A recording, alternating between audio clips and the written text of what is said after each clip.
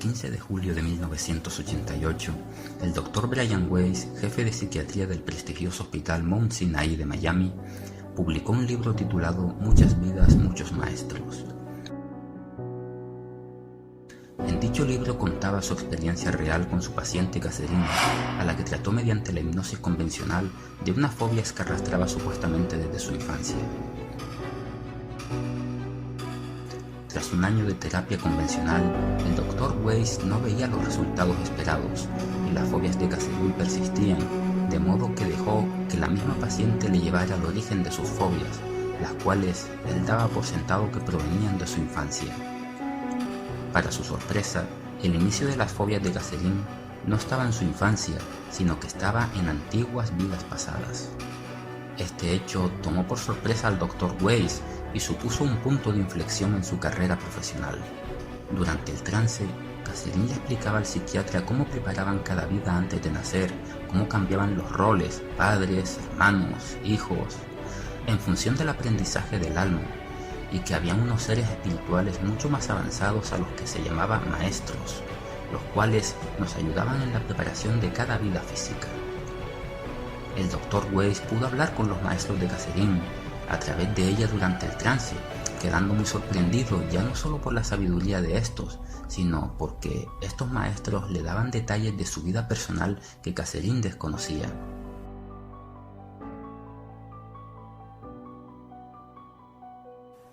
Allá por el año 2005, siendo yo en esa época un devorador de libros, cayó un ejemplar de este libro en mis manos, el cual me leí en 2 tardes en cuanto llegaba del trabajo a casa.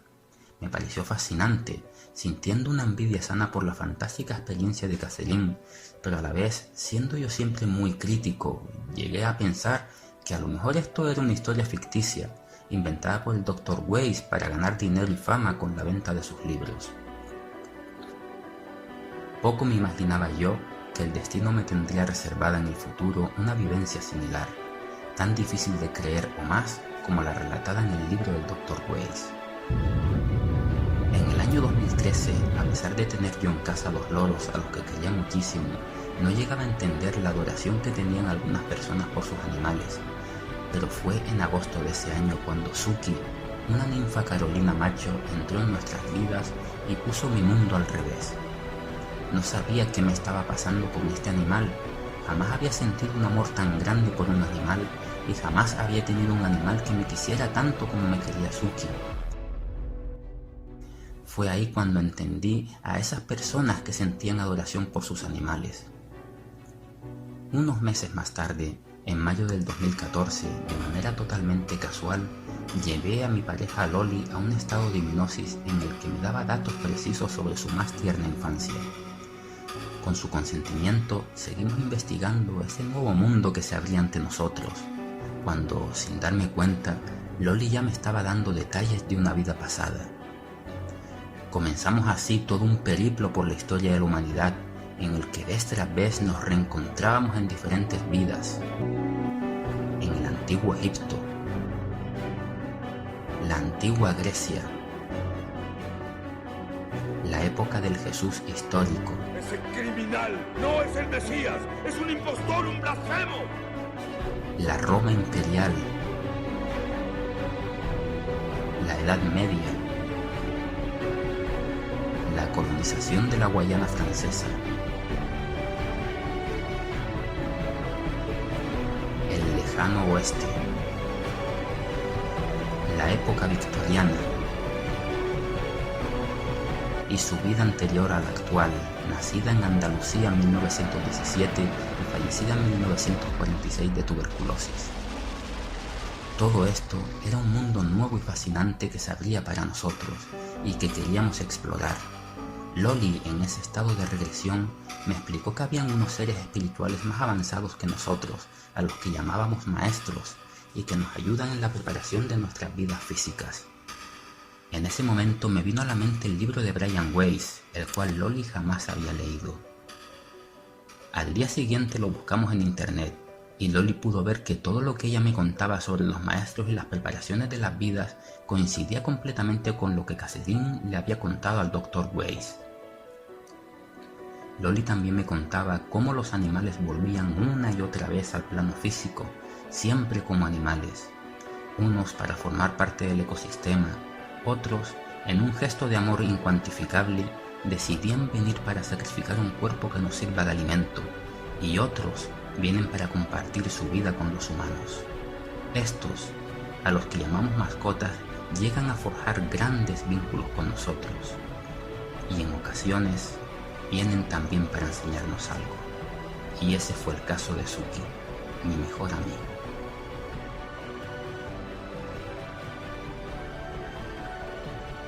Pero fue tras varios meses de hacerle regresiones a Loli que por primera vez contacté con mi maestro, dándome en este primer contacto detalles de mi infancia que Loli desconocía por completo.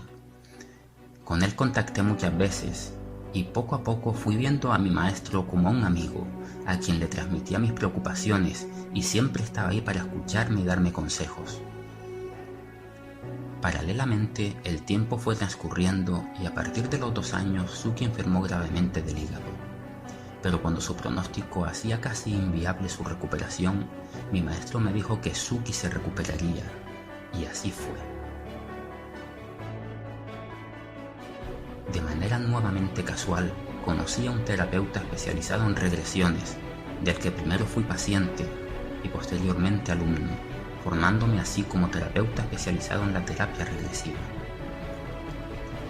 Pasaron los años y Suki tuvo muchos achaques, ante los cuales yo siempre volvía a consultar a mi maestro, quien me decía que estuviera tranquilo, que Suki se recuperaría y aún estaría años conmigo, diciéndome mi maestro en ocasiones incluso a partir de qué día yo comenzaría a ver la mejoría en Suki, y así sucedía, tal y como me decía mi maestro. Suki siempre se recuperaba una y otra vez, como si del mismísimo ave fénix se tratara.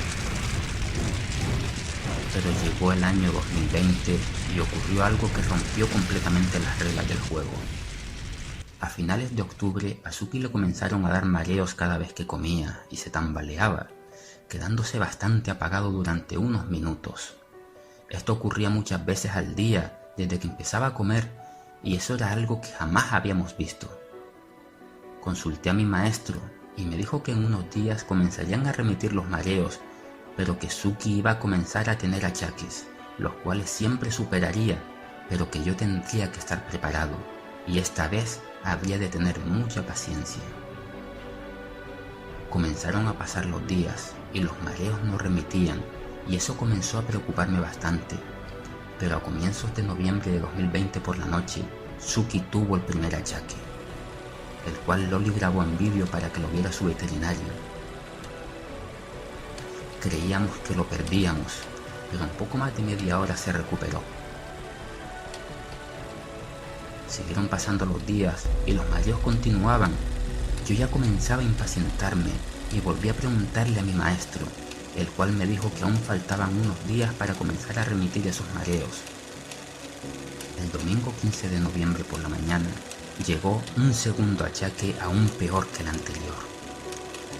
Este segundo achaque fue tan fuerte que a Suki se le paralizó la pata derecha y se le veía muy mal. Este achaque le duró también una media hora y Loli lo grabó nuevamente en vídeo y se lo enviamos por email al veterinario. Al día siguiente por la mañana, tras ver el segundo vídeo, el veterinario nos llamó preocupado para ver cómo estaba Suki, y yo le dije que en ese momento estaba bien, pero siguiendo su recomendación, lo subimos para hacerle una analítica. Al cogerlo para hacerle dicha analítica, a Suki se le partió la pluma principal del ala y tuvo una gran hemorragia. Los veterinarios no podían detenerla y corriendo se lo llevaron para adentro, aplicándole polvos hemostáticos para poder controlarla y dándole a Suki un sedante para que se tranquilizara. Finalmente la controlaron. Al día siguiente, el martes 17 de noviembre de 2020, a eso de las 10:15 de la mañana, el teléfono de Loli sonaba.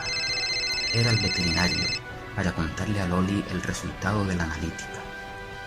Las noticias no eran buenas. Yo estaba sentado en el sillón del salón, bastante preocupado por los resultados, mientras Loli daba vueltas de un lado a otro, escuchando sin decir nada. Finalmente, Loli se dejó caer en el sillón del salón ante las palabras del veterinario. Lo siento, pero Suki ha llegado a su fin. Ese día todo se vino abajo para mí.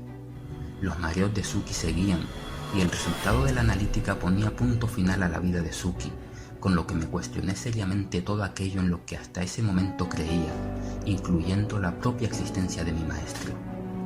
Pero lo que sucedió después de ese día, y sobre todo lo que llegó a hacer Suki, es algo tan impresionante que no podía guardarme esta historia para mí, viéndome en la obligación moral de compartirla con los demás, pues un pájaro me enseñó que el amor, la fuerza más poderosa del universo, puede hacer posible lo imposible, pero para comprender bien la magnitud de esta sorprendente historia, tendría que comenzar a contarla desde el principio.